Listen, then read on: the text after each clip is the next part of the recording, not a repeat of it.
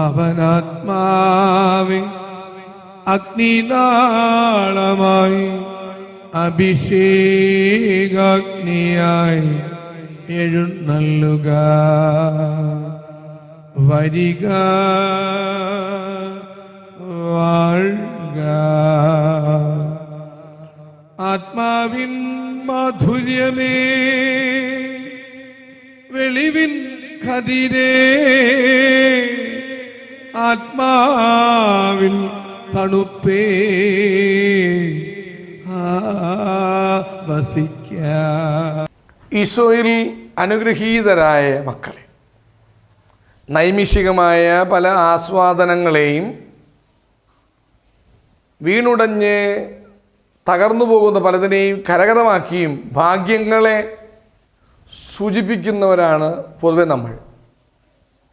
സങ്കീർത്തനങ്ങൾ 33:12 കർത്താവ് ദൈവമായുള്ള ജനവും അവിടുന്ന് തനിക്കു വേണ്ടി തിരഞ്ഞെടുത്ത ജനവും ഭാഗ്യമുള്ളവരാണ്. ആരാണ് വചനദൃഷ്ടിയിൽ ഭാഗ്യമുള്ളവർ? കർത്താവ് ദൈവമായി ഭവിച്ചവർ.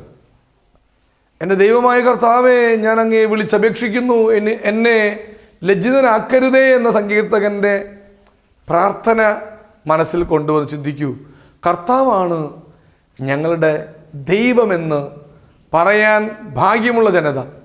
ഒപ്പം തന്നെ ഈ കർത്താവായ ദൈവം തനിക്കു വേണ്ടി തെരഞ്ഞെടുത്ത ജനം ഭാഗ്യമുള്ളതാണ്. The people of God, Israel, the people of God, ദൈവത്തിൻ്റെ ജനം. ആ ദൈവത്തിൻ്റെ തിരഞ്ഞെടുക്കപ്പെട്ട ജനമാണെന്ന് പറയപ്പെടുന്നത് തന്നെയാണ് ഏറ്റവും വലിയ ഭാഗ്യം. നമ്മളൊക്കെ എന്തിലാണ് നമ്മുടെ ഈ ലോക ജീവിതത്തിലെ ഭാഗ്യം കൊണ്ടുവച്ചിരിക്കുന്നത്? അത് ചിന്തിക്കേണ്ടതും അത് വിലയിരുത്തേണ്ടതുമാണ്.